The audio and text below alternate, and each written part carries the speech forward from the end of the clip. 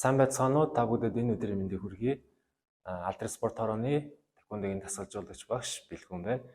За тэквондын спортыг сонирхож хүүхд залуустаа зориулсан тэквондогийн анхан шатны хичээлийг шатааралтайгаар зааж байгаа лээ. Өнөөдрийн заах хичээл бол тулааны үндсэн зогсолтыг зааж өгөх болно.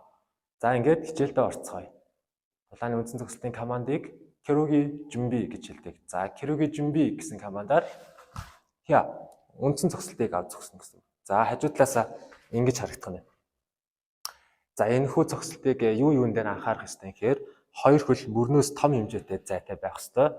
За урд хөл ямар байна? Ард хөл яг тийм байна гэсэн үг. За тэр нь юу гэхээр уртлын хөл урагшаа харсан чиглэлтэй байх юм бол ардлын хөл бас урагшаа харсан чиглэлтэй байна гэсэн. За тэгэхээр тулаан дээр яг ингэж зогсох жоохон цохимжгүй учраас тэнцвэр алдаад идэг гэсэн. Тэгэхээр урд хөл сүртэй тэнцвэртэй байхын тулд 45 градусын налуу иргэсэн байх ёстой бол ардлыг бол бас муу адилхан 45 градусын налуутай байх ёстой гэсэн.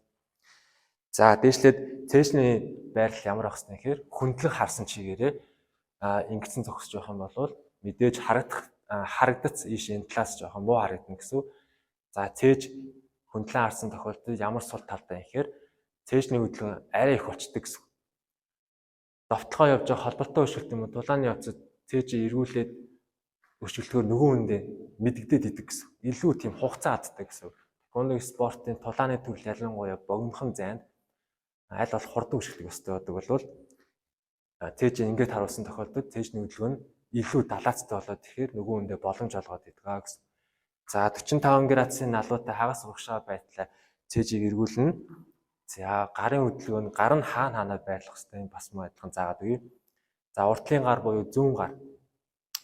Энэ ямар үүрэгтэй юм гэхээр цээжинд ирж байгаа довтлогоог аль болох ингээ хамгаалах хэрэгтэй гэсэн. За баруун гар нь буюу цээжин дээр баг анхаарч. За энэ толгоонд ирсэн довтлогоо бас хаах хэрэгтэй. Энэ талаасаа баг хаах хэрэгтэй. За энэ талаас хаасан тохиолдолд давхар цээжийнхээ хамгаалтыг бас давхар авч явах хэрэгтэй. За өөр нэмэлтээр нэг зүйл хэлэх юм бол тулааны явцад агсан шат дунд шатлуугаа ороод ирэхээр за 80 20 70 30-ын тийм үндсэн зогсолт руу степ гэж ярьдаг бас шилждэг гэсэн. За ингэж харагдана гэсэн. Урд хөлөөрөө тоглодог техникүүд ороод ирэхээр жоохон цээж нь хойшоо болоод ирдэг гэсэн.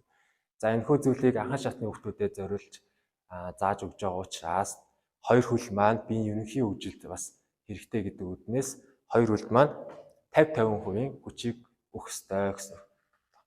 Хитрхи анхан шатны хүүхдүүд хитрхи цээж хойшоод байхаар нэг талынх нь говийн ч юм уу бүдүүн болоод нэг нь нарийнхан болчдөг. Сул талтай.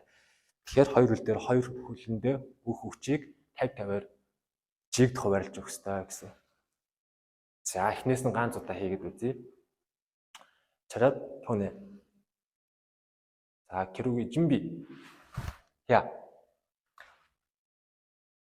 За ингэж харагдах нь. Хажуу талаас харах юм бол ингэж харагдах нь.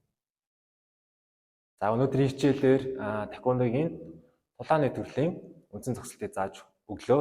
Ингээд дараагийн хичээлээр уулзлаа. Түр баяртай.